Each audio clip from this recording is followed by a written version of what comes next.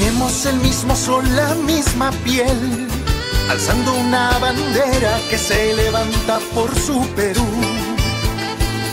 Nos inspira tu geografía, tu historia, tu cultura. Tenemos la fuerza para seguir y la esperanza para ser mejores. Con todo el alma, soy la ciencia, letras, artes, soy universidad. Soy la fuerza, el corazón de mi Perú, soy universidad. Con todo el alma, soy la ciencia, letras, artes, soy universidad. Soy la fuerza, el corazón de mi Perú, soy universidad.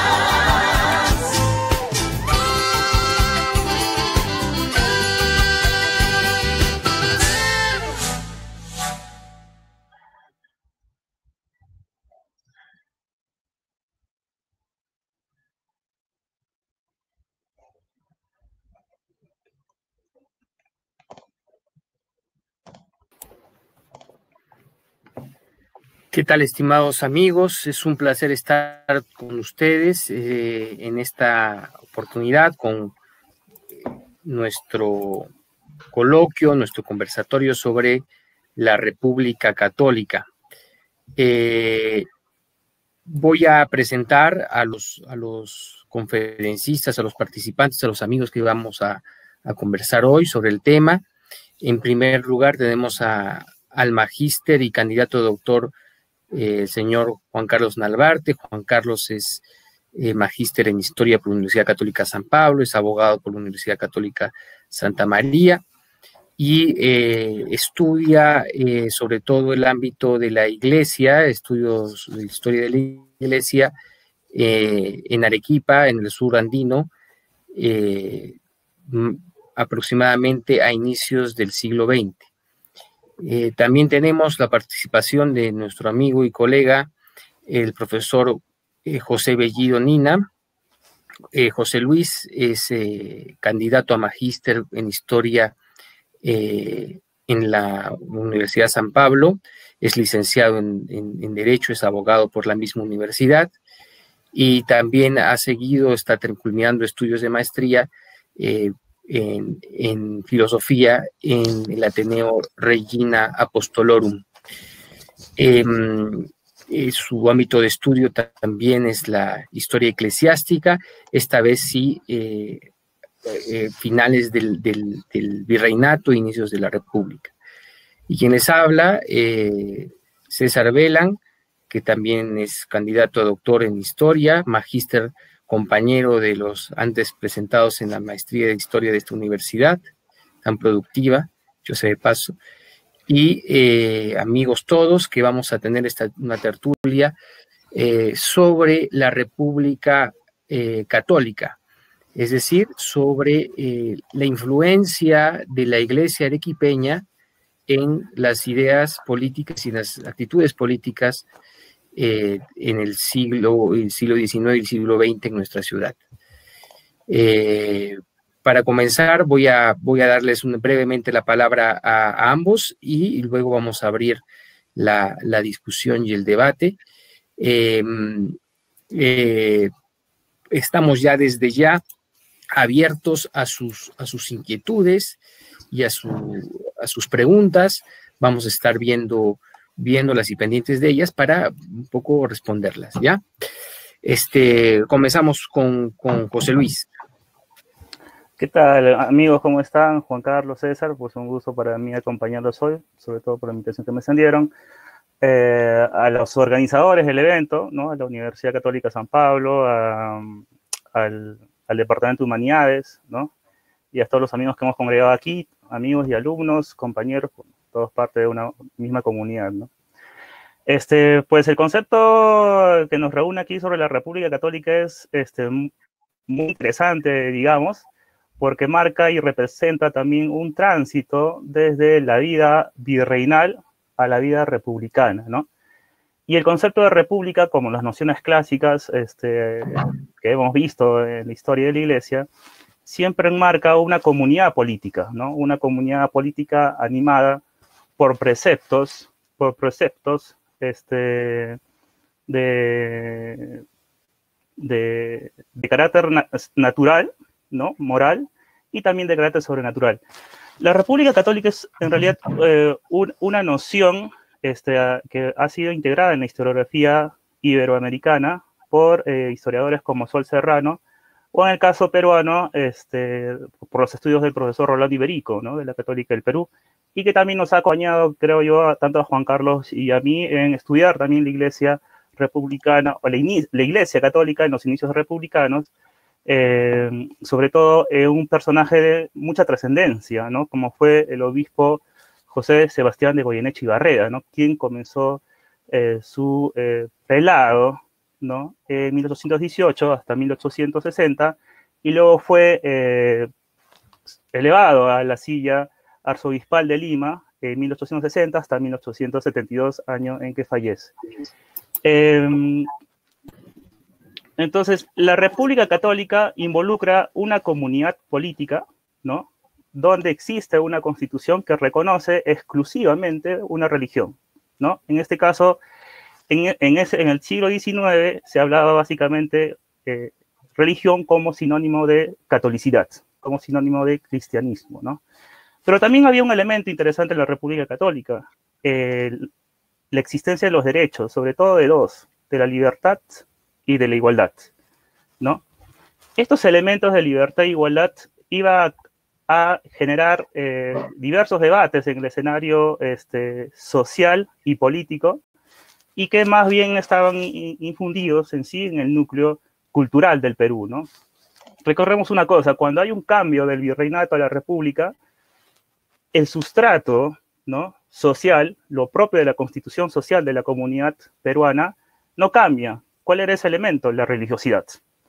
Cambiaron la forma de organización política, el Estado, ¿no? Suple el reino, cambiaron los elementos de representatividad, ya no era el virrey alguien que era delegado en la corona, y ante ese vacío de poder se levanta el Congreso, ¿no? O la participación mediante la participación política, pero el elemento nuclear, ¿no? Base de la identidad peruana, que es el religioso católico, pues no cambia.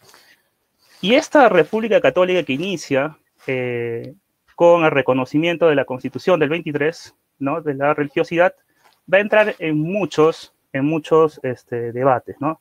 Sobre todo por personajes arequipeños, ¿no? Entre ellos, quizás los dos más entrañables que estuvieron vinculados al proceso de transición fueron Francisco Javier de Luna Pizarro y el sacerdote Mariano José de Arce, ¿no? Que también fueron parte de la Sociedad Patriótica de Lima, que San Martín funda cuando está como libertador y luego como protector en el Perú, ¿no?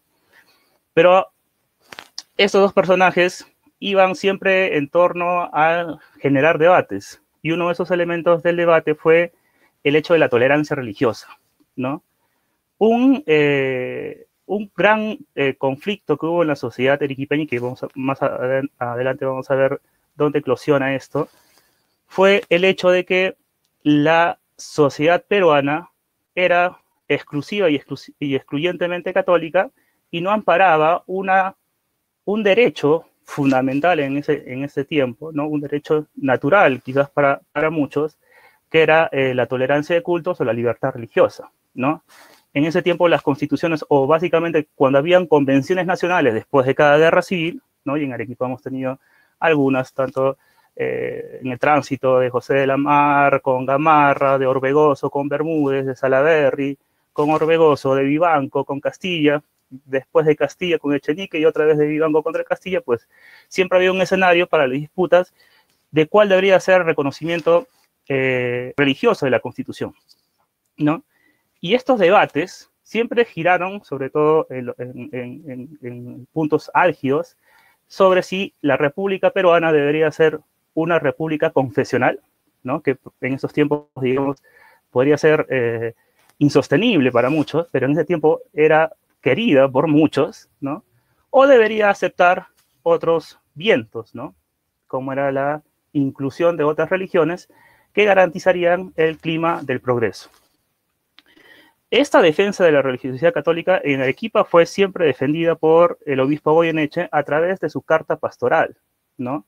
Sobre todo de la primera carta pastoral, que no tenemos en realidad la fuente documentada, pero sí alcances por la obra del padre Vargas Ugarte, ¿no? Rubén Vargas Ugarte, a través de su obra, que recopiló algunos extractos, ¿no?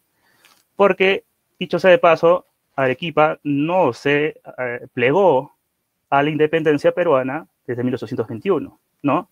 Sino hasta el 6 de febrero de 1825, donde después del triunfo de Ayacucho, la gente se congrega, las autoridades políticas se congregan en la Plaza de Armas y juran la independencia, ¿no? Pero en este tránsito, ¿no?, de juramentación de la independencia, el obispo que había jurado lealtad al rey, Fernando VII, jurado obediencia al Papa, cuando asume el arzobispado luego de Luis Gonzaga de Encina, pues es también obligado a reconocer la independencia, ¿no? Y cuando hace su carta pastoral, él,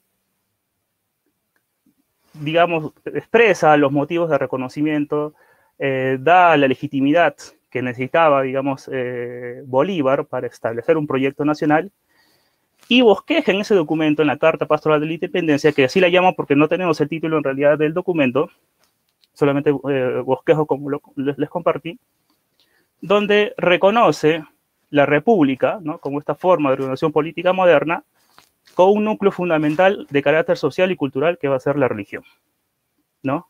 Pese a que sus coterráneos, ¿no?, tanto Arce como de Luna Pizarro, no compartían esa visión.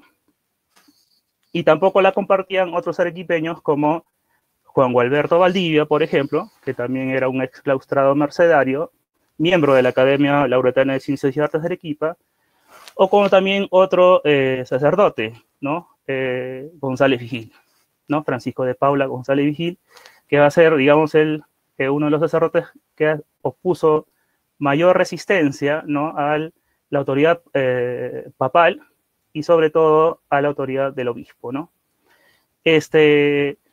Goyeneche, como, digamos, yo diría como fundador del ideario de la República Católica en Arequipa y del Perú, siempre mantuvo la conservación de Arequipa dentro de las líneas de la fe, dentro de las líneas de la obediencia al Papa, dentro de las líneas de obediencia a la Santa Sede. ¿Por qué?, preguntarán algunos. Ya para inicios del siglo XIX, Arequipa había comenzado a tener un cambio en sus modas y en sus costumbres. Este periodo se le conoce como el afrancesamiento de Arequipa, ¿no? Si uno revisa, por ejemplo, las obras o incluso de Flora Tristán, por tener a la mano algunas notas, siempre ve que la cultura arequipeña se había empapado de doctrina francesa, y con eso me refiero tanto a la filosofía escéptica, como a la ilustrada, como al enciclopedismo, ¿no? Entonces las ideas de Montesquieu, Rousseau, Voltaire estaban netamente presentes en Arequipa. ¿Y por qué? Porque básicamente ese inicio de las ideas incluso jansenistas y galicanas, ¿no?, en su máximo esplendor, se iniciaron en la reforma que se emprendió en el seminario de San Jerónimo, ¿no?, impulsado tanto por Carlos III, dentro de la línea de los Borbones, y también por nuestro querido obispo Pedro José Chávez de la Rosa, ¿no? Entonces Arequipa culturalmente se comenzó a ser francesa, ¿no?, a tener un gusto por las ideas de la libertad, un gusto por las ideas de la igualdad, pero también hubo un grupo de resistencia que se les conoció, o que más o menos nosotros lo conocemos como un grupo tradicional y ultramontano, ¿no?, que era más bien un grupo que buscaba la conservación de la religión, ¿no?, una conservación de la fe de una Arequipa que era siempre católica. Y esto se reflejó en muchos años, tanto no solamente en el Perú, sino en la Confederación Peruano-Boliviana. Cuando se establecen las confederaciones del nor peruano, del sur peruano, Goyeneche es nombrado plenipotenciario en la confederación, ¿no?, que tenía en este caso en el sur del Perú a Tacna como capital, y Goyeneche, por orden de Santa Cruz, pues también se encarga de moldear los derechos que iba a tener esta confederación y sobre todo a conservar otra vez el núcleo fundamental que inició con la República, que era el núcleo religioso, ¿no? Su biógrafo oficial de Goyeneche, que es Pedro José Radigamio, destaca muy bien esta integración, digamos, del prelado, de la silla obispal de Arequipa, en la política no solamente nacional, ¿no? Sino también en la política internacional de ese tiempo. Y sobre todo también porque no se puede dejar de lado también el hecho de que siempre el lado cultural de Arequipa haya estado en armonía, digamos, con una sociedad, con una élite arequipeña, donde el patrimonio económico, donde el patrimonio administrativo, donde el patrimonio secular, digamos así, se conservaba, ¿no? Y yo diría que la máxima, por lo menos en los primeros 50 años del siglo XIX, el primer elemento donde se ve fuertemente la fe católica es en la Convención Nacional del año 55, ¿no? Luego de la batalla de La Palma, cuando Ramón Castilla, ¿no?, derrota a Echenique, ¿no?, y convoca a la Convención Nacional para establecer una nueva constitución. En ese tiempo, las ideas liberales se habían extendido por el Perú, yo diría, con mucho apremio, sobre todo en ministros, ¿no?, que pregonaban otra vez el debate sobre la libertad de cultos, ¿no? Quizás en la historiografía esto siempre se ha dejado un segundo margen, pero como también Juan Carlos lo va a explicar y tú también, César, quizás, y ahorita mejor yo comienzo con el 55, pero usted va a comenzar con el 67, hubo dos, en realidad, revoluciones en Arequipa que fueron de carácter religioso-político, ¿no? Se puede pensar en la historiografía del Perú que todas las revoluciones en realidad fueron de acento político, ¿no?, guiados por caudillismos, guiados por una ambición de un proyecto político nacional, basados en ideas proteccionistas en materia económica o librecambistas, como Gamarra y Santa Cruz representaban en su tiempo. Pero en realidad, en el fondo, hubo un trasfondo religioso, ¿no? En el 55, cuando se inicia la convención y el Deán Valdivia, por ejemplo, parte a Lima como diputado de Arequipa, entre otros más, se pide en una liga ultramontana, diría yo, en el Congreso, junto con otros sacerdotes y laicos limeños, y peruanos en realidad, que la constitución que se va a mandar tiene que respetar esencialmente la religión de modo exclusivo y excluyente, ¿no? Y eso desencadena algo interesante, porque en la diócesis de Arequipa, que se extendía hasta ese tiempo hasta Iquique, Tarapacá, Arica, Tacna, que pertenecían al departamento, ya no al departamento de Arequipa, porque ya, bueno, se separó Arequipa, Tacna y Moquegua en el 37, pero que pertenecían a la diócesis de Arequipa, pidieron que la convención declare como única religión a la católica, ¿no?, sin espacio al protestantismo u a otros cultos afines, bajo amenaza de una revolución, ¿no? Goyeneche escribió en el 55 una carta pastoral, ¿no?, pidiendo también lo mismo a la Convención Nacional, y los curatos de su diócesis exigieron también lo mismo a los representantes nacionales, ¿no? Y en el año 56 explota una revolución que es más bien un revanchismo, diría yo, de las huestes de Echenique en Arequipa con las de Vivanco, ¿no? Que Vivanco ya había regresado de su destierro, e inician un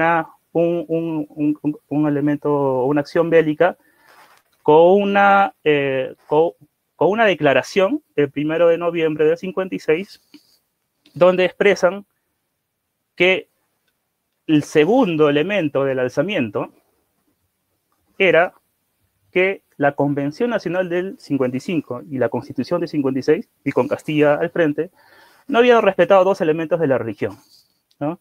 ¿Cuáles eran los dos elementos de la religión que siempre estaban en disputa? El fuero eclesiástico y el derecho de diezmo, ¿no?, que fueron derogados por una ley, en el caso de derechos de diezmos, y el fuero eclesiástico por la comisión del Congreso, ¿no? ¿Y qué pasó allí? Pasó algo interesante. pasó que, que el fuero eclesiástico, al ser derogado, únicamente iba a reconocer la vigencia del fuero ordinario, es decir, el fuero civil. Y que la iglesia y todo el aparato eclesiástico iba a pasar a depender como funcionarios públicos del Estado, con una renta que le iba a pagar el Estado a través de la recaudación tributaria que iban a hacer las municipalidades, que ya no era el diezmo. Entonces, la iglesia en el Perú, en ese momento, se convirtió en parte de la administración pública del Estado en ese tiempo castillista, ¿no? Lo cual era, en suma, un terrible suceso. ¿Por qué? Porque involucraba desconocer la autoridad romano pontífice, ¿no? Porque la iglesia pasaba a ser una iglesia nacional y ya no una iglesia autónoma independiente, ¿no? Que es básicamente por su constitución espiritual y por la santidad que también alberga ella en su seno, únicamente separada, ¿no? Y no subordinada, porque en ese tiempo las relaciones de la iglesia más bien eran de superioridad, ¿no? Porque la iglesia como institución santa y espiritual representaba un bien mayor que el Estado no podía equiparar, ¿no? Sino más bien subordinarse. Y la legitimidad de las cosas, sobre todo de la política, como pasaba en el virreinato, en el tiempo de la cristiandad, con los reyes necesitaba de la autoridad del sumo pontífice para ordenarse, ¿no? Y entonces se establece esta revolución en el 56, que va a durar unos años, un par de años, ¿no? Hasta marzo del 58, pero donde se ve básicamente los primeros elementos de afirmar una conciencia religiosa, una conciencia católica de Arequipa hacia el Perú. Y dicho sea de paso, la primera protesta contra la Convención Nacional, si bien se realiza en Lima, ¿no? Una iglesia, la iglesia de Santa Ana en Lima, tiene su mayor apogeo, digamos, su mayor extensión en la diócesis de Arequipa a través de cartas o actas de fidelidad a la religión por parte del Estado. Y esta fidelidad, que yo la llamo en realidad un patriotismo católico, despertó un nacionalismo católico. ¿Por qué? Porque tanto Lima como Ayacucho, como Puno, como Cusco, como el norte, en Trujillo, se adherieron, ¿no? A esa causa religiosa de Arequipa, firmando también otros documentos con el mismo tenor, y donde los obispos también se unieron, ¿no? Como pasó con el obispo Manuel Pasquel en Lima, por ejemplo, ¿no? O los ministros de Chachapoyas, Trujillo y Ayacucho, que eran los obispados vigentes en ese tiempo, mediante cartas pastorales también, y mediante declaraciones y documentos que iban dirigidos al Perú, perdón, al presidente, a Castilla, y también a la Convención Nacional, ¿no? Con presencia, ¿no? Con una presencia física en muchos casos, tanto Agustín Charún, por ejemplo, José Ofelan, ¿no? Que en la medida de sus posibilidades tenían una presencia en la capital, manifestaban y pedían esa fidelidad, ¿no? Creo que los 50 años en el Perú han sido propios, digamos, de esta institucionalización de la religión en la Constitución, en la sociedad misma, donde la religión, los católicos, los prelados, ¿no? En una misma comunidad católica, una misma grey católica, en una misma visión tradicional de la vida peruana, querían, deseaban, anhelaban, digamos, con mucho corazón y sobre todo con una deuda con el cielo, de conservar siempre la fe en Arequipa, en el Perú, y no abandonar sobre todo lo que ellos insistían, ¿no?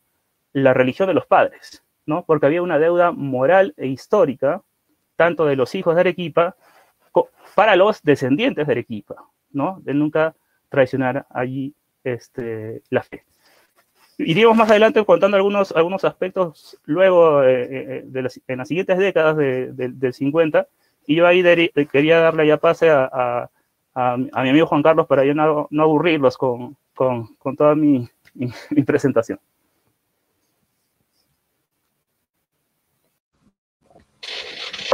Bien, buenas tardes César, buenas tardes José, buenas tardes con todos los asistentes a bueno, a este pequeño conversatorio sobre la República Católica, como lo ha llamado muy bien mi querido amigo José Bellido. Bien, para abordar este tema yo creo que es necesario primero tratar de entender un poco el conflicto que significó para el catolicismo la independencia, ¿no? Con la independencia hay la irrupción de una nueva cultura política, ¿no? Una nueva cultura política que choca mucho con la cultura política católica tradicional, ¿no? Y esto va a generar una serie de reacciones que van a ser más patentes en Arequipa, ¿no? En Arequipa, que se va a convertir en una suerte de pueblo tradicionalmente católico, ¿no? Y fidelista, ¿no? Recordemos que Arequipa solamente jura la independencia recién en 1825, 4 años después de Lima. Bien, ¿en qué consiste esta nueva cultura política? ¿No? Entendamos que la Iglesia siempre lo ha enseñado, las relaciones entre la autoridad política y la autoridad religiosa han sido bastante claras, ¿no? Tienen que haber o sea, si bien es cierto, hay dos ámbitos distintos para la autoridad política y la autoridad religiosa, estas dos autoridades siempre tenían que colaborar, ¿no? Colaborar por un bien común que estaba dirigido en función de un bien común también trascendente, ¿no?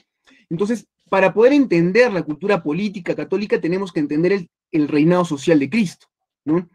Para los católicos, el mundo, la creación y por tanto también las sociedades surgen de Cristo y se dirigen a Cristo, ¿no? Cristo es el alfa y el omega de la creación. Surgen de Cristo y se dirigen a Cristo. Y por tanto, todos los aspectos de la vida de las personas tienen que estar inspirados también en Cristo y en el cristianismo. Y así podemos entender la cristiandad, por ejemplo, ¿no? La cristiandad es este orden social, político, económico, cultural, etcétera, inspirado por el cristianismo y que fue preponderante durante lo que se llama la Edad Media, ¿no? Durante la Edad Media, la época de la llamada cristiandad, las sociedades estaban inspiradas por el cristianismo, eran sociedades teocéntricas, en la que tanto las autoridades religiosas y las autoridades políticas colaboraban, y no había una autonomía de la política.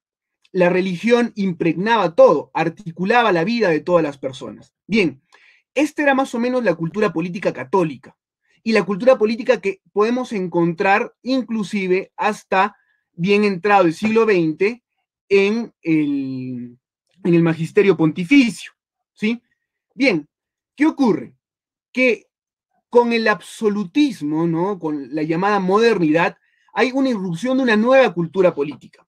Esta cultura política entiende a la política como algo autónomo, ¿no? Ya no es la política que tiene que estar inspirada por la fe, inspirada por la religión, sino que la política se entiende en sí misma, ¿no? El arte de gobernar ya no es el arte de ejercer la virtud por parte del gobernante, sino es el arte de tener el poder, obtenerlo y mantener el poder, ¿no? Hay una autonomización de la política, como hay una autonomización de muchos otros aspectos de la vida de las personas. La religión ya no es lo que hará toda la vida, ¿no? Entonces hay una irrupción de una nueva cultura política que podríamos llamarla como la cultura política del antiguo régimen del absolutismo, ¿no?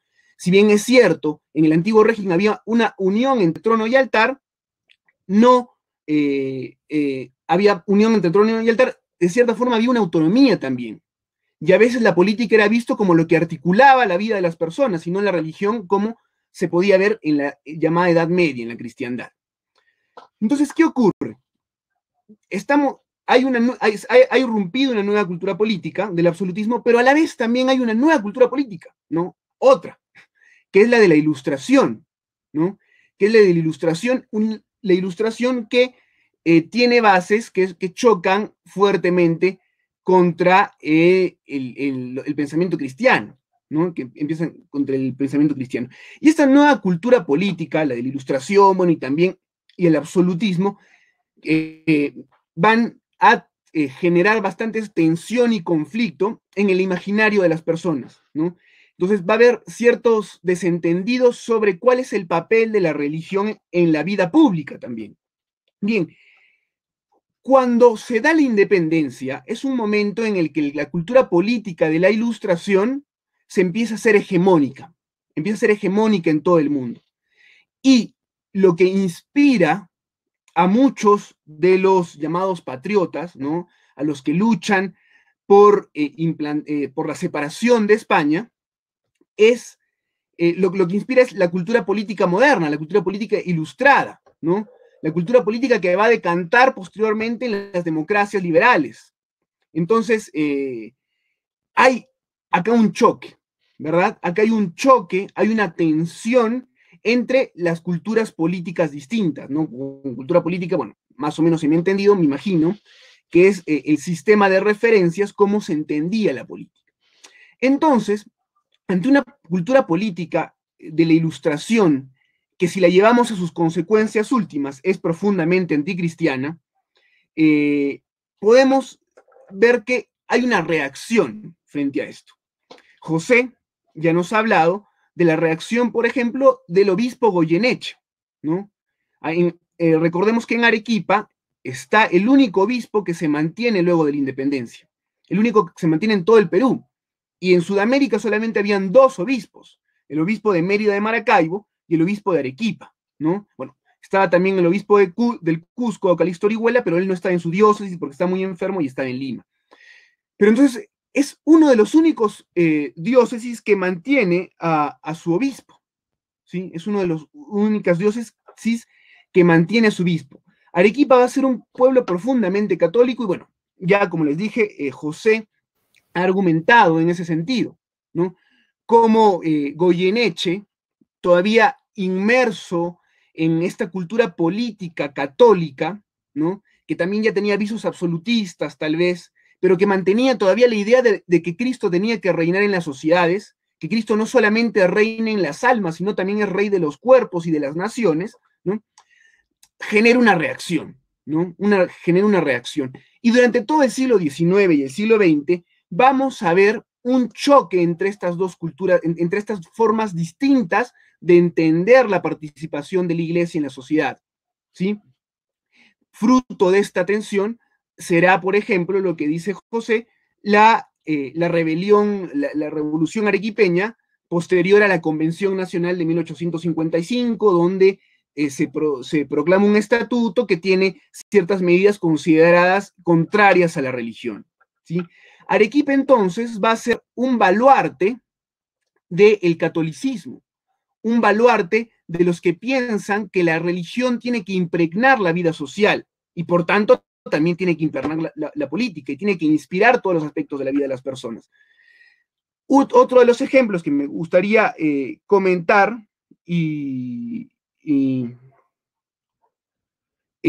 otro de los ejemplos que me gustaría comentar después de lo que nos ha dicho José es la Revolución de 1967, ¿no?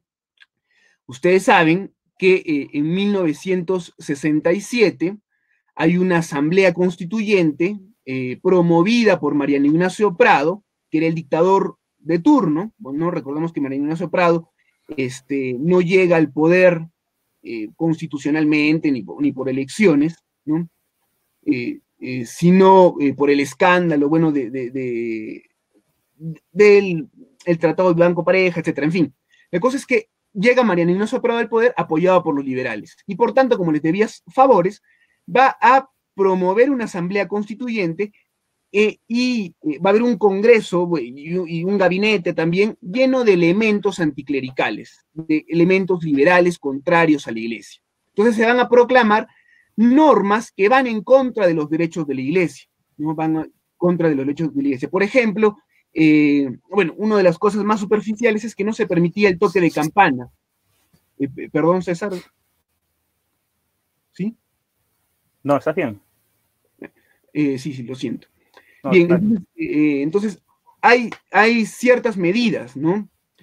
Y Arequipa no va a permitir esto, ¿no? Entonces, en 1967 se proclama una nueva constitución que reemplazaría la constitución moderada de 1960, hecha por el gran Ramón Castilla, bajo la presidencia de la Asamblea Constituyente de Bartolomé Herrera, bueno, una constitución que es la que ha durado más tiempo en nuestra vida republicana, hasta 1920, pero en 1967 se trata de reemplazarla por una constitución que tiene ciertos tintos anticlericales. Se dice, bueno, se manda a jurar la constitución en todas las ciudades del Perú, evidentemente, y para este efecto se arman varios tabladillos en Arequipa para jurar la constitución. Cuando se iba a jurar la constitución, el pueblo arequipeño empieza a correr rumores, ¿no? De cómo es posible, cómo vamos a jurar una constitución que va en contra de la religión, que cómo es esto. Empieza a generar mucho malestar en Arequipa, ¿sí? Mucho malestar. La gente quiere organizarse, no quieren permitir que se jure la constitución, y en uno de los tabladillos en los que se va a jurar la constitución, sube un grupo de mujeres, entre las cuales estaba, ¿cómo se llama la poetisa? Por favor, José, si tú me ayudas con el nombre. La esposa de Melitón. Felisa Moscoso. Disculpe, muchas gracias, César. Felisa Moscoso, ¿no? De solo 15 años en ese entonces, sacan la constitución, la constitución que tenía que ser jurada y la queman en público y la gente empieza a gritar vivas a la religión y muerte al gobierno liberal, muerte a la constitución, etc. Este acto va a generar disturbios en la ciudad de Arequipa, va a generar muchos disturbios, va a tener que intervenir la policía, va a tener que intervenir el ejército y la ciudad se levanta.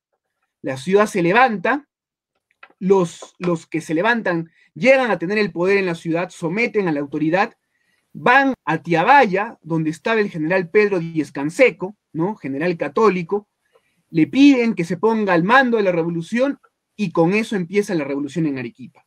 Vienen las tropas del gobierno con el propio Mariano Ignacio Prado para someter a los revoltosos arequipeños, pero son derrotados en Arequipa.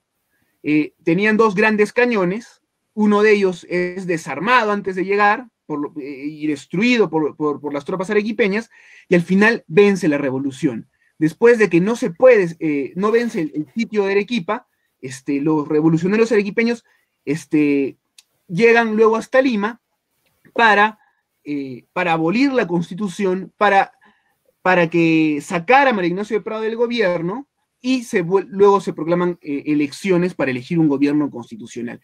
Bien, esto es un ejemplo nada más del pueblo arequipeño que tenía muy arraigadas las creencias católicas, ¿no? Y un ejemplo de esta tensión que existe entre la nueva cultura política y la cultura política católica, que parecían no poder convivir, ¿no? Bueno, yo estoy absolutamente seguro que no pueden convivir, ¿no? Uno no puede estar con Dios y con el diablo. Entonces, eso es uno de los ejemplos, ¿no? El pueblo arequipeño se va a constituir como el baluarte del catolicismo nacional, ¿no? Un pueblo tradicionalmente católico en el que hay una masa ultramontana, ¿no? Que también es guiada por la élite arequipeña, ¿no? Una élite que de ninguna forma se puede comparar con la oligarquía guanera, ¿no? Y agroexportadora posteriormente de la costa central y del norte, que es totalmente distinta, ya con otro imaginario distinto, con otros valores distintos, ¿no? La élite arequipeña es todavía tradicional y muy cercana todavía al pueblo arequipeño. Y también dentro de este liderazgo, no solamente es el pueblo arequipeño, sino también tenemos a los obispos, ¿no? A mí me fascinan dos figuras muy interesantes, como son los obispos Juan Ambrosio Huerta, ¿no? Y Mariano Holguín, ¿no? Bueno, hay que recordar en primer lugar que tenemos nosotros a grandes glorias del episcopado peruano, ¿no? Goyeneche fue obispo de Arequipa, les dije, fue el único obispo del Perú que se mantuvo en su diócesis. Luego tuvimos a Bartolomé Herrera, la figura más emblemática del catolicismo del siglo XIX, fue obispo de Arequipa. Y también tenemos a Juan Ambrosio Huerta.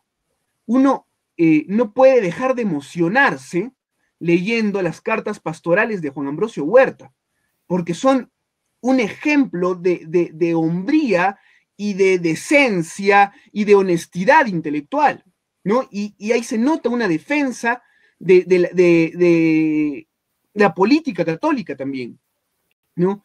en Juan Ambrosio Huerta uno nota una lucha contra el mundo moderno, un mundo moderno como un mundo lleno de abominación, el mundo liberal, ¿no? Un mundo apóstata. Y Juan Ambrosio Huerta lo denuncia sin temor a nada, o sea, lo dice claramente y plantea la República Católica, y plantea un Estado inspirado en el catolicismo que es verdaderamente admirable, y como les dije, es realmente emocionante poder leerlo.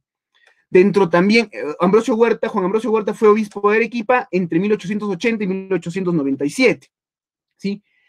Luego estuvo otro obispo, Manuel II Bayón, que también tiene cartas muy emocionantes y muy bonitas, pero luego le siguió Mariano Holguín. Mariano Holguín fue obispo de Arequipa entre 1906 y 1945, por lo tanto fue el primer obispo de Arequipa, ya que el primer arzobispo, porque la diócesis se convirtió en arquidiócesis en 1943.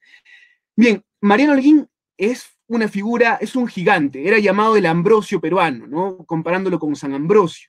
Y él fue un ejemplo de liderazgo sin lugar a dudas.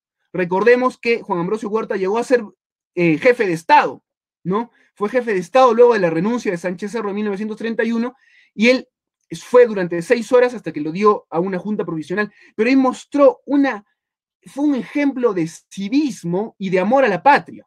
Él entendía que él, amando a Dios, solamente amando a Dios se puede amar a la patria. Y eso es muy interesante, porque cuando Mariano Holguín iba a ser sacerdote, está en plena guerra del Pacífico, ¿no? Y un amigo suyo, que era una persona muy honesta y buena, pero era anticlerical, le dice, ¿cómo te vas a meter de cura si tu patria te necesita? Y Mariano Holguín dice, justamente porque mi patria me necesita es que me voy a meter de cura. Solamente amando a Dios puedo amar a mi patria. Y una cosa muy interesante, ¿no? Si hay tiempo, podemos hablar tal vez de la vez que Mariano Holguín defendió férreamente los derechos de los peruanos que vivían en el territorio, en las provincias irredentas de Tacna y Arica, porque recordemos que Tacna y Arica pertenecían a la diócesis de Arequipa, ¿no? Y es muy interesante cómo él defiende los derechos, no se deja amedrentar y alienta mucho a los peruanos que estaban en tan paupérrima situación. Bien, si quieren podemos hablar eso después, no sé, le devuelvo la palabra a César y me disculpo si he sido muy extenso en lo que he hablado.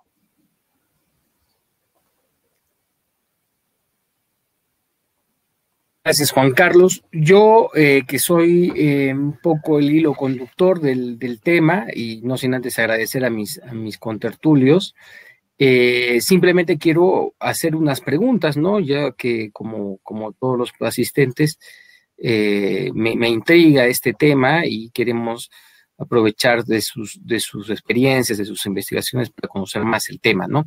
Entonces, se me han suscitado varias interrogantes, ¿no? La primera interrogante es, si vemos que Arequipa, al parecer, por lo que ustedes están manifestando, era una ciudad, mejor dicho, era una ciudad católica, ¿no? Un bastión del catolicismo. ¿Cómo se explica, interesantemente, que de Arequipa también salieran muchos sacerdotes, justamente, liberales, ¿no? Y ahí me corrigen, ¿no? Tenemos desde Chávez de la Rosa, que no participó directamente en la gesta de independencia, pero con su influjo modernizador preparó toda una generación de sacerdotes que serían liberales, ¿no? Que participarían en los primeros gobiernos republicanos, como Luna Pizarro, ¿no? Tenemos también el caso el de Juan Valdivia, ¿no? Alberto Valdivia, que incluso planteaba, tuvo 2 etapas, el de Juan Valdivia, ¿no? Una etapa muy liberal y una etapa conservadora, pero en la primera etapa liberal, muy liberal, incluso habló mal del celibato, ¿no? Que es un tema delicado incluso hasta ahora, ¿no?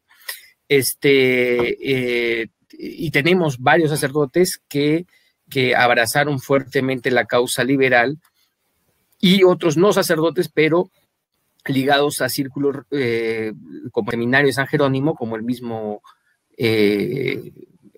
Melgar, del que no sabemos mucho, pero intuimos que era liberal, ¿no? Por su colaboración con Pumacahua. Entonces esa sería la primera pregunta. La segunda es,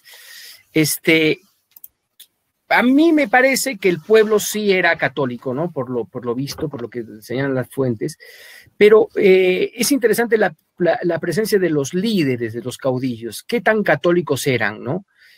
O aprovechaban la situación. Me pongo a pensar en el caso de Vivanco, ¿no? Vivanco y Castilla son muy interesantes aquí.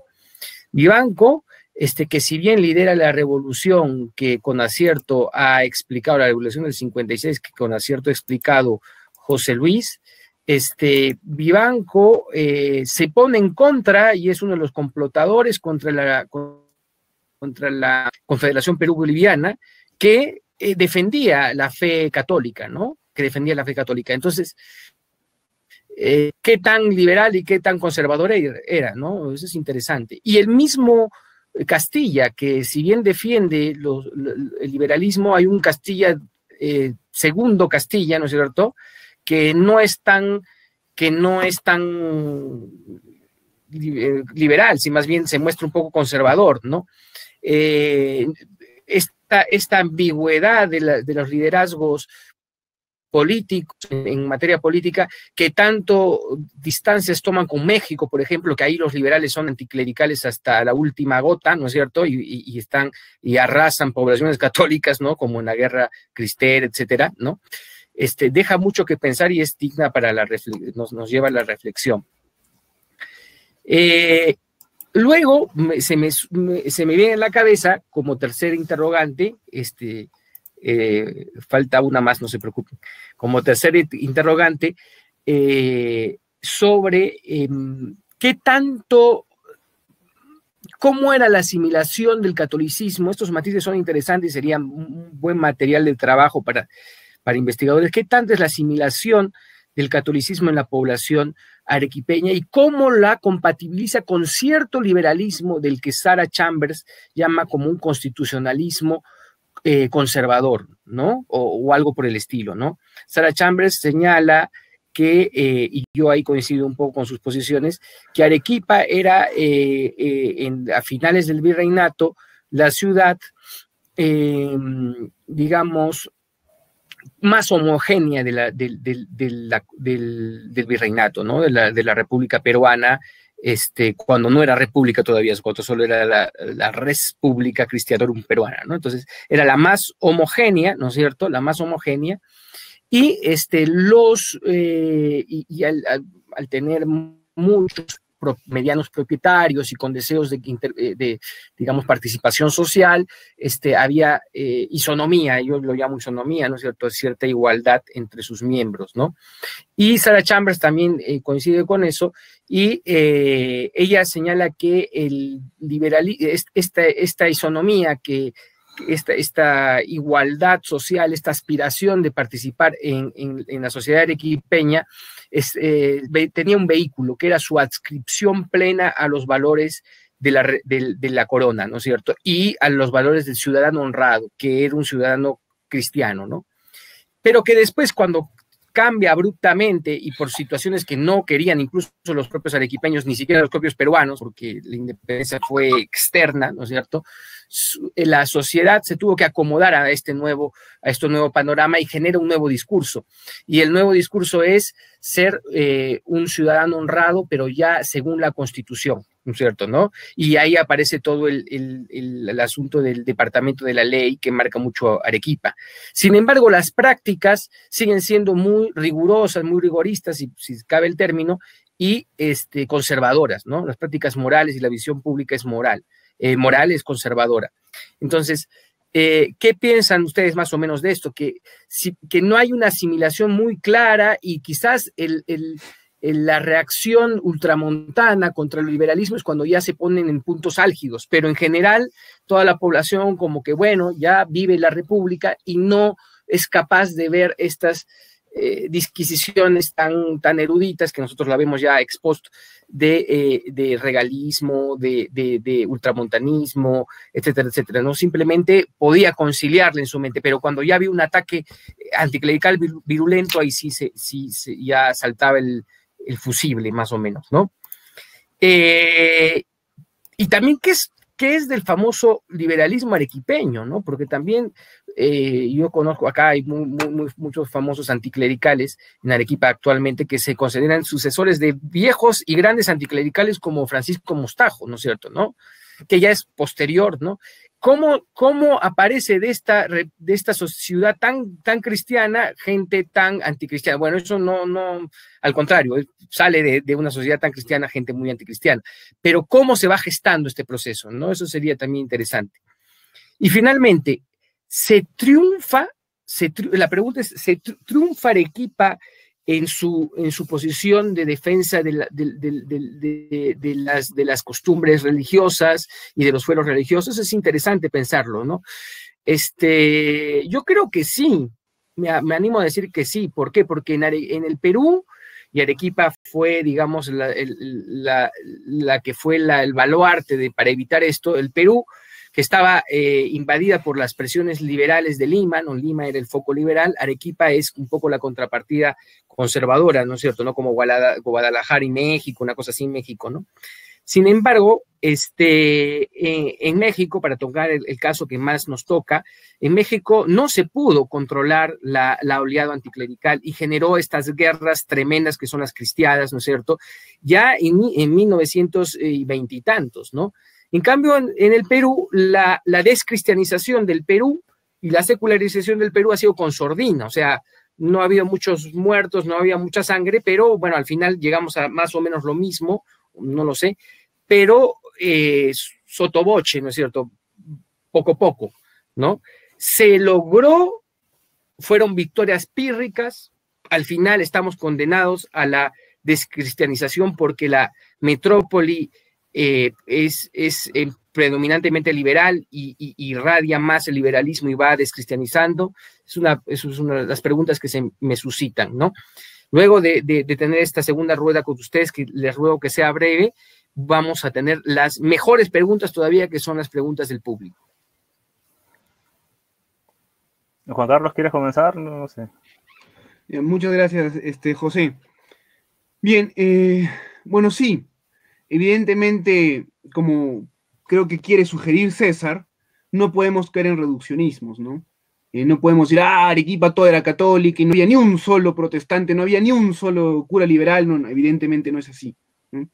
O sea, lo interesante de Arequipa es que resalta en el panorama nacional al respecto, ¿no? Y creo que en el panorama sudamericano inclusive, ¿no?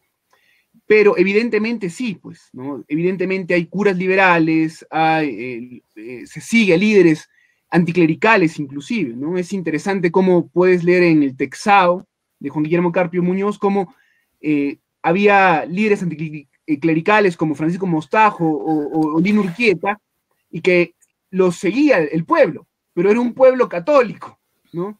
Entonces, eso es interesante también, que, bueno, no nos alcanza el tiempo para la reflexión, pero sería bonito hablar de ello en otra oportunidad, ¿no? Evidentemente, como les decía, había curas liberales porque hubo un relajamiento espiritual, yo creo. Hacia fines del virreinato hay un relajamiento espiritual importante, que se puede, hay una novela muy interesante que les quisiera recomendar, no sé si la tengo por acá, creo que no, que se llama Demonios del Pacífico Sur, de don José Pancorbo. En esta novela, que es ficción, una parte de la novela es un intercambio epistolar entre dos nobles peruanos, y en el que se nota cómo hay un relajamiento espiritual importante y que va a ser el que dé paso a la independencia, ¿no? Como la gente, bueno, sí, muy católica por fuera, pero por dentro hay, como les dije, un relajamiento espiritual, ¿no? Hay una pobreza, una poca profundidad que no es pues la del Perú de los Austrias, evidentemente, ¿no? Con los Borbones hay un decaimiento que se va a hacer mucho más patente posteriormente, ¿no?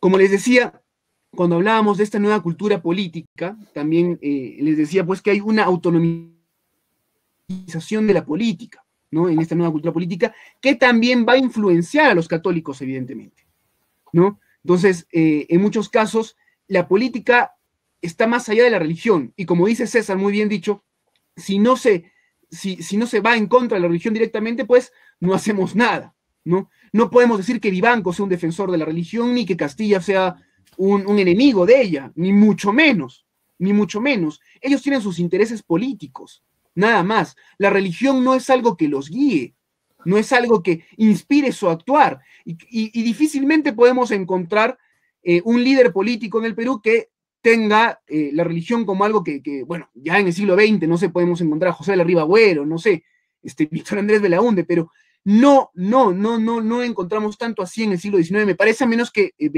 José, que ha investigado mucho más que yo el siglo XIX, nos pueda dar algún ejemplo y sería muy interesante. Pero bien, creo que lo dejo así para que tengamos algún tiempito más. José, por favor. Sí. Sigo lo de Juan Carlos y, bueno, para repasar las tres preguntas, en realidad, este afrancesamiento de la sociedad arequipeña se debió, por un lado, a las reformas el seminario de San Jerónimo, que también era un colegio, el seminario, no era una formación solamente de sacerdotes, sino también de laicos. Y ahí estuvieron presentes tipos, como has nombrado tú, como Mariano Melgar, ¿no? Estuvo Luna Pizarro también, Arce, Juan Mariano Arce, colabora con Chávez de la Rosa en la implementación de esta reforma y encuentra una oposición después del prelado Luis Gonzaga, porque Arce y otros cleros liberales comenzaron a apoyar la revolución de Pumacahua. Pero hay algo interesante también aquí, que es el hecho de que, como dice Juan Carlos, la religión no fue una bandera de fidelidad que Castilla o Vivanco hayan tenido. Castilla ya en el 45, con ministros como José Gregorio Paz Soldán, por ejemplo, ya impulsaban el hecho de la descristianización de la sociedad. Es decir, que la Constitución promueva un espíritu secular basado en la tolerancia religiosa. ¿Por qué? Porque el hilo fundamental del desarrollo del Perú, Castilla y los ministros lo entendían desde el halo del progreso. ¿Y cómo se garantizaba el progreso? Mediante la inmigración de productos, la inmigración de ciudadanos, donde el pensamiento del positivismo, del desarrollo, del librecambismo se integren en la cultura peruana. Pero para eso uno se tendría que garantizar el derecho de confesión pública de las religiones de otros ciudadanos, por ejemplo, los alemanes en su lado protestante, los franceses en su lado aconfesional, o notamente gnósticos, si se quiere, y hasta la masonería estuvo ahí infiltrada para que se den esos derechos, no tenían en un sentido primigenio el derecho, la protección de la religión. Y Vivanco tampoco. ¿Por qué? Porque los generales de Vivanco, que fueron, digamos, promotores de la lucha contra Castilla, usaron de excusa la religión. Es decir, sabiendo que Arequipa era un pueblo católico, ¿no? Y mucha de la sociedad también, trasladaron a su bando hombres, ¿no?, que tuvieran ese resentimiento contra la Constitución de 56 al derogar el diezmo y el fuero eclesiástico. Es decir, usar para sus intereses políticos el sentimiento católico. Y eso se ve mucho en la misma declaración del acta de la revolución del 1 de noviembre del 56, ¿no? Muchos ciudadanos en ese tiempo, por ejemplo, como Juan Mariano de Goyeneche, ¿no?, firman esas declaraciones pidiendo la confesionalidad religiosa, o como el rector de la Universidad Gran Padre San Agustín, pero hombres, por ejemplo, echeniquistas y banquistas como Mariano Jurado de los Reyes, Manuel Arredondo, o tipos como Raimundo Gamio, por ejemplo, que fueron hombres de Vivanco en la Revolución de 56, no firman esas actas. Por lo menos hasta donde yo he investigado, en la revolución, en las actas de la confesionalidad religiosa, no encuentro los nombres de los vivanquistas pidiendo la exclusividad religiosa, pero sí son luego vistos en la revolución del 56 tirando vivas a Vivanco por la regeneración de la República, ¿no?, donde él es exalzado como nuevo presidente, ¿no? Entonces, hay un uso utilitario, yo diría, de Ramón Castilla, pese a que Castilla ha sido excelente presidente, de eso no hay duda, ¿no? Sus cualidades como estatista son sobresalientes, pero la religión nunca le pareció un elemento, digamos, fundamental, sino más bien secundario, ¿no?, conciliador, pero por un tema de prudencia política, digamos, por un espacio de mantener el orden social, porque si en el 45 ya como presidente lo promovía a través de sus ministros, y en el 55 tenía gente también, los liberales, como José Gálvez y Pedro Gálvez, por ejemplo. Pedro Gálvez fue ministro de culto, beneficencia y negocios eclesiásticos, ¿no? Y José Gálvez fue parlamentario. Los dos también estuvieron presentes en la Convención Nacional y los dos tuvieron una presión para que se considerara la libertad de cultos o la tolerancia de cultos en la Constitución. Es más, Pedro Gálvez censura los periódicos católicos que se habían arraigado en Lima y Arequipa, por ejemplo. En Lima censura El Católico, ¿no? Que fue promovido por Bartolomé Herrera, u otros sacerdotes como Tordoya, ¿no? En el Arzobispado de Lima, y censura en Arequipa un periódico que fue único en su género en esa década, que fue Arequipa Católica. Arequipa Católica fue un diario fundado por el franciscano Juan de la Cruz Calienes, ¿no? Gran reformador de la educación católica en Arequipa, sobre todo en el Colegio de San Francisco, como en la Universidad de San Agustín.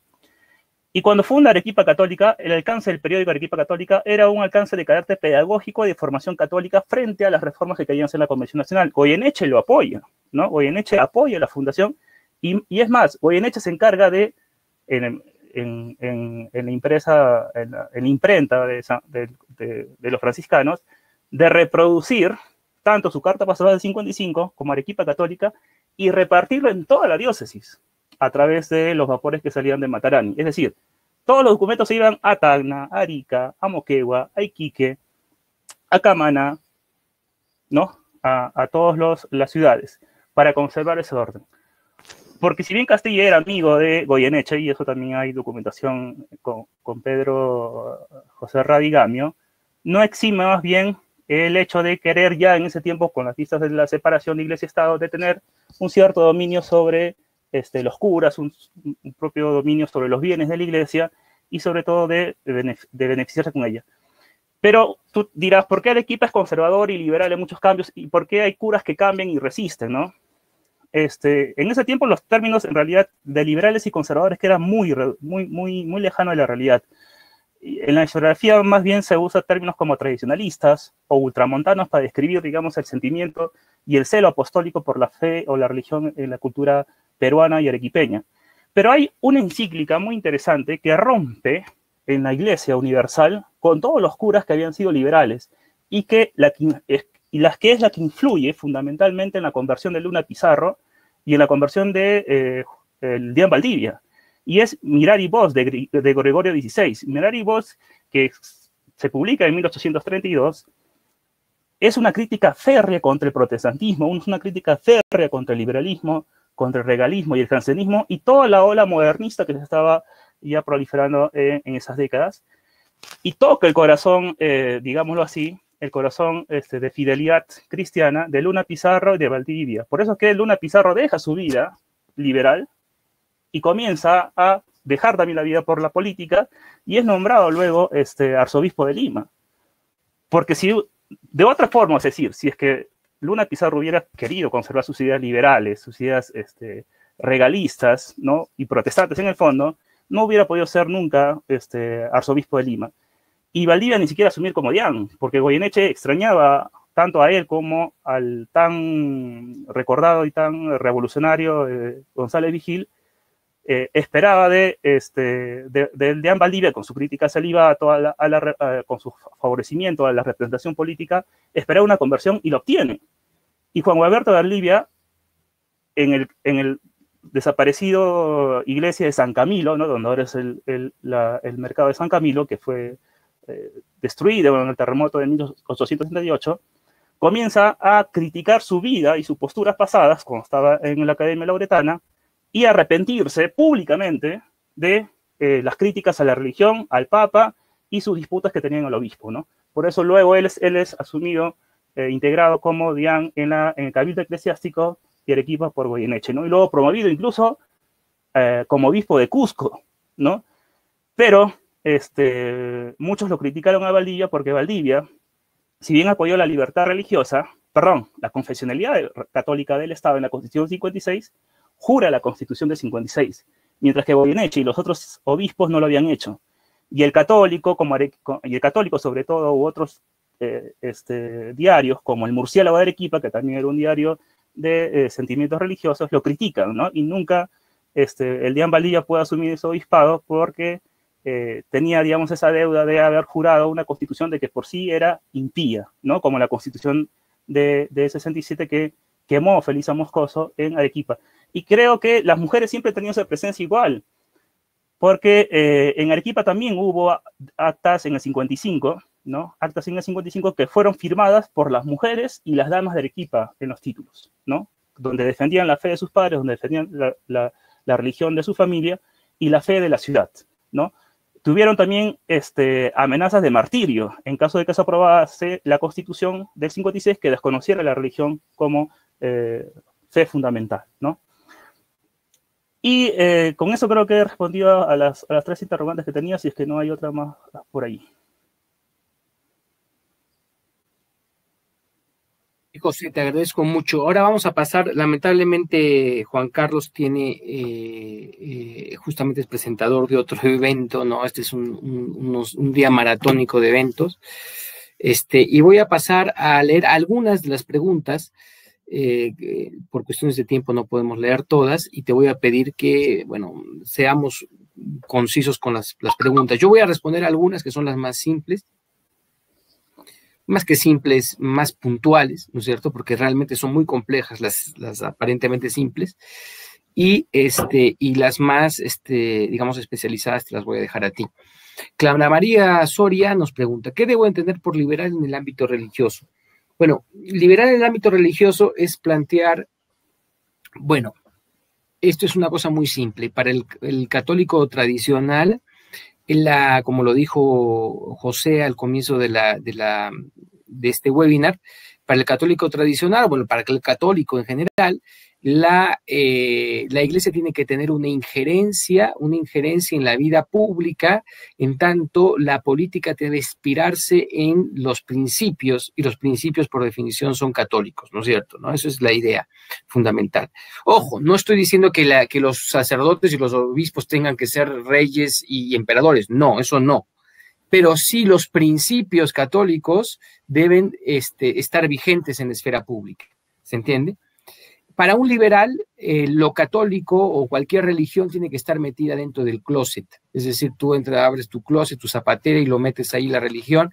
Y si quieres, tú le rezas a San Judas Tadeo, a Buda, a Brahma, al que quieras, pero afuera ya eres otra persona. Entonces es como una especie de esquizofrenia entre la vida, entre tus opiniones y la vida pública. Tanto así que la religión queda restringida a ser una mera opinión de las menos importantes. No es como ser de la U, de la Alianza, yo también soy católico, una cosa así. O sea, no tiene mucho valor, no puede predominar ninguna idea religiosa en la vida pública. Ese es el liberalismo en el ámbito religioso.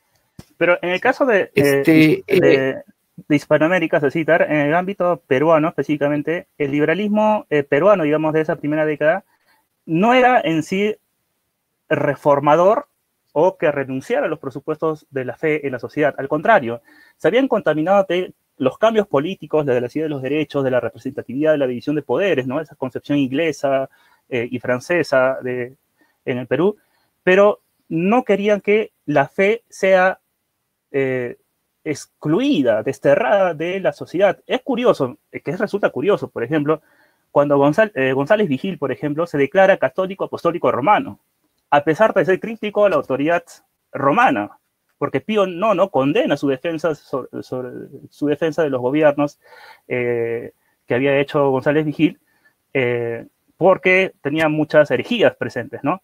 Pero él se declaraba así, porque creía en el fondo que si bien la religión debería estar presente, también debería admitirse otras, ¿no? Entonces, el liberalismo de los primeros años en el Perú, el liberalismo que hubo católico, en realidad era no renunciar a la fe y dar cabida a otras religiones, porque era un elemento importante de la formación cultural, y también contagiarse de los elementos constitucionales, jurídicos, europeos. Y ahí también hay que entender dos cosas. La tolerancia religiosa y la libertad religiosa en el siglo XIX no se entendían como la conocemos en la actualidad, ¿no? ¿Qué se entendía por tolerancia religiosa en ese tiempo? La tolerancia religiosa era el derecho que tenía un pagano o un infiel, como se conocían en ese tiempo, a los que no eran católicos, ¿no? O la secta, o un sectario, de confesar solo privadamente su fe, ¿no? Solamente podrían confesar privadamente su fe y no públicamente, ¿no? ¿Por qué? Porque la exclusividad religiosa del ámbito privado y público en el ejercicio de la religión únicamente se le debe a la religión verdadera, que es la católica o la cristiana, ¿no? Asentada en la verdad de la Iglesia, porque Cristo lo ha dejado así, lo ha estipulado, ¿no? O sea, ahí está su santidad. Y por libertad religiosa más bien se entendía el ejercicio público y privado de esa fe. Pero por un problema elemental, no por un problema elemental, sino porque la legitimidad de esa religión o de la religión la entendían como la entendía Locke, por ejemplo. La entendían en el sentido de la conciencia privada, ¿no? Si todas las religiones no tienen como fin en realidad a Dios, sino más bien en la conciencia subjetiva de cada uno de tener una idea, para no generar conflicto con los demás, que es lo que generó los conflictos de las guerras de religión en Europa, cada uno debía profesar, pero esa verdad no era objetiva, no era externa, no era teleológica, sino más bien era interna, subjetivista, y era una creencia como más de todas, porque la verdad en sí no existe, ¿no? A eso esas ideas era lo que combatía Goyeneche, esas ideas lo que combatía Calienes, Herrera y otros sacerdotes de la época, incluso Luna Pizarro luego de su conversión, porque no era una concepción cristiana de la vida, era una concepción protestante, con sus elementos antropocéntricos ya heredados del Renacimiento, y sobre todo el liberalismo que se había desencadenado en Francia, y sobre todo con la persecución al clero y las muertes, ¿no? Que se habían tomado allí, que eran numerosas, ¿no? Y sobre todo en esa institucionalización de la revolución que Napoleón luego extendió tanto en Francia, tanto en España, sobre todo, y como el resto del continente. No solamente para precisar esos elementos. Perfecto, José. Ahora, tenemos otra pregunta que es más específica, te la hace Ángel Escobedo. ¿Cuál es la consecuencia que se puede considerar catastrófica en esta República Católica Peruana post desamortización de Mendizábal, a sabiendas que en 1855 Castilla termina con la expropiación de las últimas instituciones de la Iglesia, no continuó, de la Iglesia? Ya, interesante pregunta. Castilla no termina en realidad. Castilla tiene un elemento luego reconciliador, que es para la Constitución del 60. Ahí tiene un elemento de reconciliación con los católicos, porque entendía que se veían cosas muy extravagantes, digamos, o no extravagantes, mejor bélicas para el Perú y para que contribuían al desorden social y a la inestabilidad económica, y trata de conciliar ahí con los católicos, ¿no? Para obtener una nueva constitución que sea legítima desde la cultura peruana. Y en realidad lo catastrófico de la República fue que inició con un golpe de Estado, obviamente, hay que ver a José de la Riva Agüero nomás y el espacio donde se genera, pero sobre todo las guerras civiles, ¿no? Las guerras civiles fueron las grandes destructoras del patrimonio material del Perú, sobre todo de carácter virreinal, porque muchas de ellas comenzaron a expropiarse y a venderse para garantizar las campañas militares, ¿no? O sea, la Iglesia, como por ahí en algún lugar lo dije, era la caja chica de los caudillismos, porque donde faltaba dinero, la Iglesia tenía, y se comenzaban a expropiar cuadros, ¿no? Esculturas, orfebrería, ¿no? Cálices, decían, todo lo que no sirva para el culto, ¿no? O para el desarrollo de los sacramentos, todo va a pasar para financiar las campañas, ¿no? Entonces, las corrientes libertadoras que venían del norte, Iglesia. Las corrientes que venían del sur, Iglesia. Los caudillismos que aparecían, sacaban los tesoros de la Iglesia para financiar, ¿no? Y también porque en ese tiempo lo que había pasado también había una crisis demográfica, porque se sacrificaban muchas vidas en las guerras civiles. Tanto así que la actividad agrícola, la actividad minera, generaban crisis, porque no había quien cultive esos campos, y tampoco cómo generar lazos comerciales o de importación o de exportación, porque los puertos, que en ese tiempo uno de los importantes era tanto Quilca, Matarani, ¿no? Hasta Iquique, ¿no? Estaban intervenidos, ¿no? Entonces, los lazos comerciales se veían afectados. Entonces, el problema del Perú en las primeras décadas fue efectivamente las guerras civiles, que luego de la Pax Castillista pues se logra estabilizar, porque no solamente se recurre al guano, en el caso de Arequipa, que era exportadora de vinos, piscos y aguardientes, también incursiona sobre todo en la actividad del algodón, ¿no? Algodonera, de llamas, de alpacas, lo que le da un ingreso económico estable, ¿no? Por ese lado creo que va la crisis del Perú, sobre todo causada por las guerras civiles, ¿no? Muy bien, José Luis Valderrama nos pregunta, entonces el Perú, con este paso a la República y con el desarrollo de la libertad de culto, fijándose como un país laico, ¿por qué nuestro propio himno se identifica a un Dios católico? Nos pregunta. No entendí la secuencia de la pregunta, Cecil. Menos si ya hubo toda esa lucha y ese desarrollo por la laicidad del Perú, porque hasta ahora en nuestro himno se canta en una estrofa la identificación a un Dios católico. Bueno, si me dejas responder a mí esa pregunta, porque nuestro himno es una reminiscencia de la época del siglo XIX, en la cual, como bien lo dijo José, ¿no es cierto?, no había este sentimiento totalmente desecularizado como hay ahora, ¿no? Un sentimiento por el cual la religión no importa absolutamente nada y simplemente es la primacía de lo público, ¿no? En cambio, en el siglo XIX, como lo ha dicho José, la religión, si bien se había cambiado nominalmente y ahora ya dejamos de ser virreinato, ahora hacemos república, la gente estaba impregnada por los principios católicos y sabían que los principios católicos eran importantes, ya sean para una república, para un virreinato, para un sultanato, para lo que fueras, ¿no es cierto? Eran importantes y por eso, como eran parte del acervo cultural, se manifestó en los principios que inspiraron a la nación y entre ellos el himno, ¿no? No, y también hay un elemento allí, porque el Perú nació católico. El Perú en realidad es hay que decirlo, y hay que reconocer siempre que el Perú nace de un mestizaje, ¿no? Esa es la identidad primaria, como lo hemos visto en la universidad, yo por lo menos le acompañó en el desarrollo de esta concepción al profesor Alejandro Zenós y sobre todo también de la universidad, en este mestizaje que involucraba la identidad de elementos andinos, ¿no? Autóctonos, con la fe, la creencia, el lenguaje, la moral de la herencia hispana cristiana, ¿no? El Perú no se puede entender desde concepciones liberales, desde concepciones utópicas de la vida, sino desde el catolicismo integrador, de una integración moral y espiritual que compromete, digamos, un bien común social con un bien espiritual del cual hay que ser deudores y defensores, ¿no? Por eso es que San José, por ejemplo, es patrono del Perú, ¿no?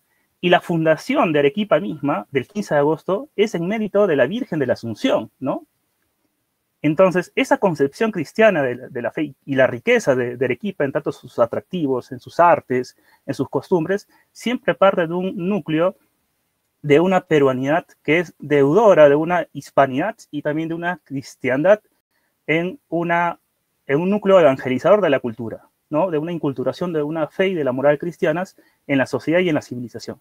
Entonces, no se puede entender el Perú de otra manera, porque quienes renuncian, digamos, a los fundamentos de carácter espiritual y moral, no saben qué poner, más que la nada o el relativismo, que es no creer absolutamente en nada, ni siquiera en ellos mismos, porque todo es volátil y sentimental, ¿no? Solamente la libertad, que no tiene ningún fin, ningún sendero, es la única que garantiza la autonomía. Pero, ¿cuál es el sentido de comunidad? Si efectivamente lo común es lo que nosotros compartimos como elemento esencial y, por lo tanto, el bien que perseguimos, ¿no?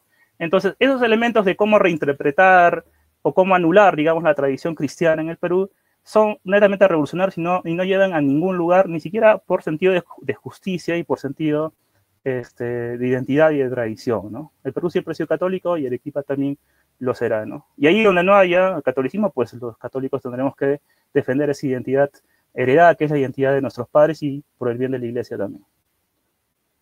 Sí, ahí, bueno, yo quisiera también acotar una cosa, que, bueno, yo en lo único que discrepo es que sí, puede existir otra identidad que no sea católica en el Perú, pero ya no va a ser verdaderamente peruana, porque como tú has dicho, lo verdaderamente peruano es lo que es de origen y de germen peruano, y lo de origen y de germen peruano es católico.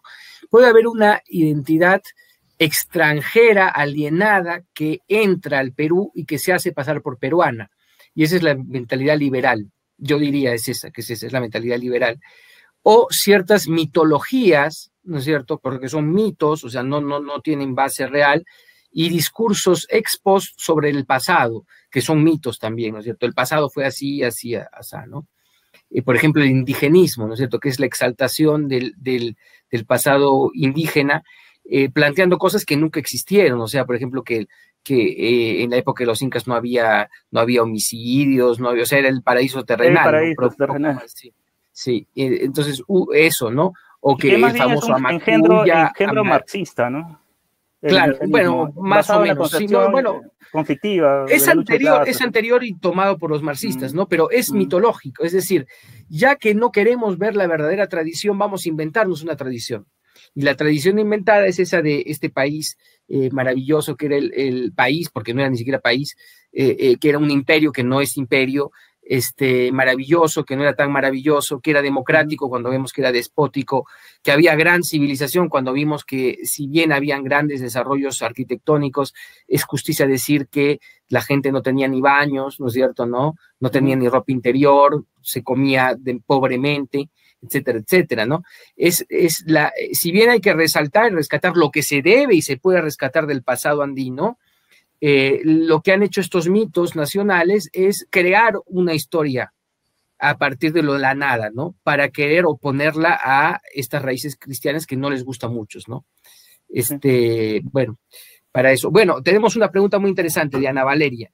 ¿Los sacerdotes que enseñaban en el seminario San Jerónimo eran liberales o conservadores? Ya que ahí se educó Juan de Guzmán. En realidad habían de los dos. Lo que pasa es que, y eso podría comenzar con una frase de criar cuervos, si crías cuervos luego te van a destruir, ¿no? Te sacarán los ojos. Sí, te sacarán los ojos. Cría cuervos o te sacarán los ojos. Lo que pasa es que las reformas, ¿qué había pasado? Hay que ver la reforma de San Jerónimo dentro también de la reforma que pasó en el Comitorio de San Carlos, establecida por Rodríguez de Mendoza, o también de José Pérez Armendáriz en el Cusco, ¿no? El seminario del Cusco. Estas reformas se integran dentro de la transformación del virreinato del Perú en la era de los Borbones, especialmente, bueno, iniciada con Felipe V, pero radicalizada, yo diría, con Carlos III, ¿no? ¿Qué se necesitaba allí? Se necesitaba que exista una iglesia que esté bajo el dominio administrativo o influenciada por la corona, ¿no? Para garantizar un orden social basado en el control o la eficacia administrativa. Y esa es una de las razones por las cuales también en 1767 expulsan a los jesuitas, porque los regalistas, como Feijó, Campomanes, el conde de Aranda o Floridablanca, por ejemplo, en España, aconsejaban a los reyes que se estableciera una iglesia nacional que no se rija directamente por la autoridad de Romano Pontífice, sino más bien por la autoridad de la corona, ¿no? En el tema de los cobros de impuestos, de la disciplina eclesiástica, de las reformas universitarias, de los sacerdotes, ¿no? Y como nosotros sabemos, los jesuitas siempre tenían un voto de lealtad al Papa que le generó ciertos problemas, porque ellos no iban a reconocer a Carlos III ni a los demás sucesores si es que no había una autoridad antes del Papa que les cuesta esta salida, ¿no? Que fue promovida, dicho sea de paso, en uno de los concilios mexicanos, ¿no? Por Fabián y Fuero, por ejemplo, en la década del 70 del siglo XVIII.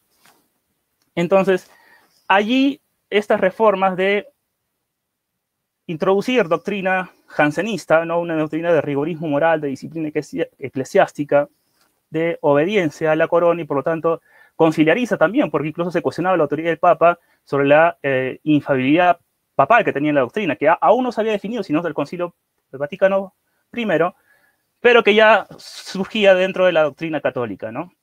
Entonces, estas tesis, esas teorías, se inocularon a través de las reformas de Pedro Chávez La Rosa en el reino de Carlos IV y se implementan en San Jerónimo con una visión de formación, de actualidad de la doctrina católica, ¿no? Porque pasaba algo también interesante. España, que ya estaba bajo la influencia de la doctrina francesa, del Luis XIV, del despotismo ilustrado, el absolutismo que ya Juan Carlos explicó al inicio de esta sesión, quería más bien un cambio que vaya de lo social a lo político, ¿no? Cuando en los inicios de la República el cambio de los herederos de esta ilustración era al revés, un cambio de lo político a lo social. Por eso es necesario renovar la Constitución para cambiar la mentalidad, ¿no? Y los dos elementos fundamentales en la reforma del Perú en los primeros siglos fue la Constitución y los decretos. Ahí hubo una tensión muy fuerte. Y en el seminario pasaba eso, y pasaba algo que pasaba también en San Carlos y pasaba también en Cusco, que se leía autores franceses o regalistas o gallicanos con autores clásicos, ¿no? Tú podías haber leído a Fleury, por ejemplo, ¿no? Y tenías al lado a Santo Tomás de Aquino. Tú podrías leer catecismos, ¿no? Sobre historia seria, basada en fuentes, del mismo Fleury, en el seminario, y leías también el catecismo de San Pío X, para tener una visión general de la doctrina en sí, ¿no? A pesar de haber sido ya condenada, pero que eran de interés para la corona, para que exista una subordinación de la iglesia, de las costumbres, sobre todo, hacia la corona, ¿no?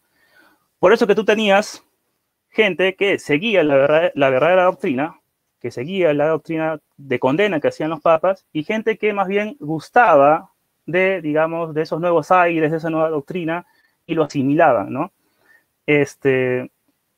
Y allí tú ves también gente, como ya hemos dicho, como estos sacerdotes, que tienen una afirmación o un gusto por el liberalismo, con un liberalismo sui generis, como lo he dicho, porque solamente hay un gusto por las formas y no por el contenido, pero también quiebres donde cuando el Papa se pone regio, en el caso de Gregorio XVI, en el caso de Pío IX, y comienza a hacer condenas fuertes frente a este nuevo signo de los tiempos, donde los espíritus que estaban débiles, dudosos, comienzan a tomar una postura radical, ¿no? Una postura radical en obediencia al Papa, o de apostasía y herejía, ¿no? Pero esas dos vinculaciones en el seminario se veían doctrina clásica, tradicional, y doctrina moderna o reformadora, que eran parte, digamos, del cambio cultural y social. Pero pasa algo interesante en el seminario. Carlos IV, Carlos III siempre se opusieron al derecho natural, ¿no? Sobre todo al derecho natural de germen racionalista, ¿no? El derecho de gentes, el derecho civil, porque lo consideraban como una enfrentación del individualismo, ¿no? Del racionalismo del tiempo frente al absolutismo de la corona, ¿no? Y dentro de las órdenes que vinieron era excluir el capítulo de la reforma de San Jerónimo referido a los derechos naturales, ¿no? Modernos y también en su parte clásica, para no poner en peligro la corona. Pero lo que pasa con otros estudiosos, por ejemplo, que han encontrado, es que en realidad, si bien se prohibía en el papel, en la práctica se seguía leyendo, ¿no? Se leía esos textos liberales y alimentaba más las ideas de igualdad, de libertad, de representación. Sobre todo cuando había vacíos de poder, porque efectivamente, si el rey, que en ese tiempo era Fernando VII, había sido capturado y depuesto y había asumido José Bonaparte, ¿quién iba a garantizar la unidad del pueblo, de los reinos de la corona? Lo que asomó principalmente fue la idea de representación y la idea de nación. Y ahí tenías la nación, el concepto de nación frente a la noción de reino. ¿Qué significaba la nación y qué significaba el reino? En ese tiempo todavía existía una noción de pueblo, es decir, una concepción etnográfica de la organización social. No existía una voluntad general, no existía un sentido de consenso voluntario, sino más bien una sociedad tradicional basada en la herencia, ¿no? Histórica de la organización. Pero luego de la República, esto se va transformando y la nación se entiende como una voluntad general, se entiende, por eso la voluntad general de los pueblos, no en el sentido de Rousseau, se entiende también el sentido de las libertades en el sentido lockeano, la división de poderes en el sentido de Montesquieu, ¿no?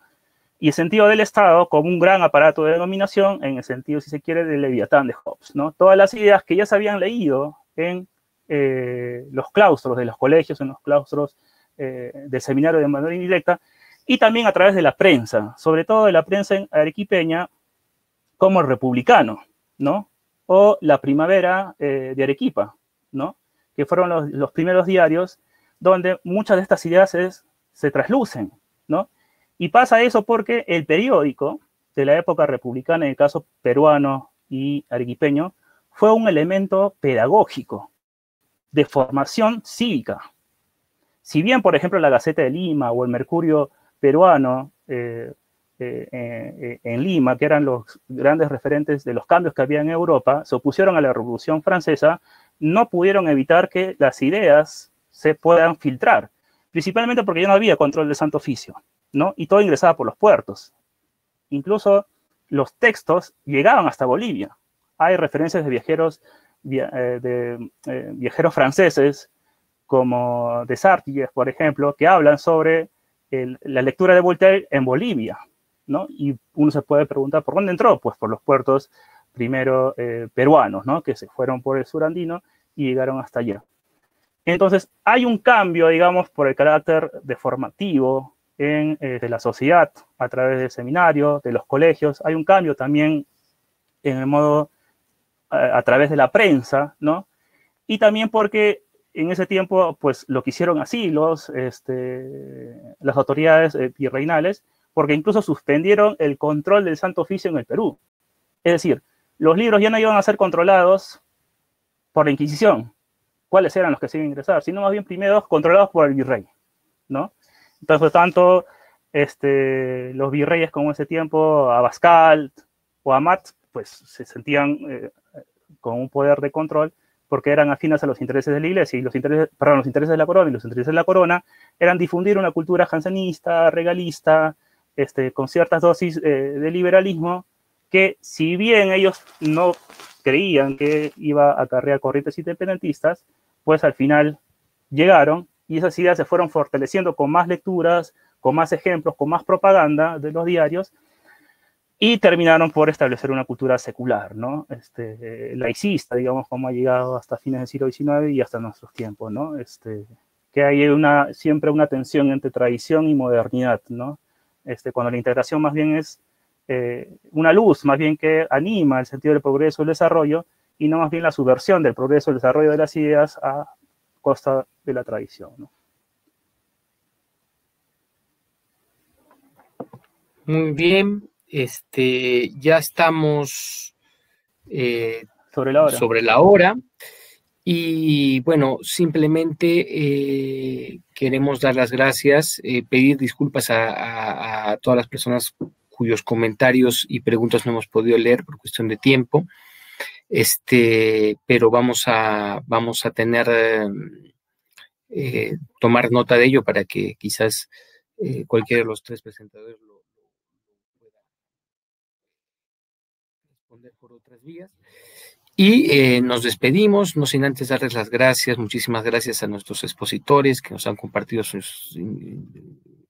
pasión primero y sus conocimientos, investigación, como son Juan Carlos Nalbarte y José Bellido, y sobre todo también a ustedes que han tenido bien escucharnos, han tenido la paciencia de escucharnos y también compartir sus inquietudes con nosotros. Les agradecemos por estar en Universitas, siempre conéctense con las actividades y hasta otra oportunidad. Muchas gracias.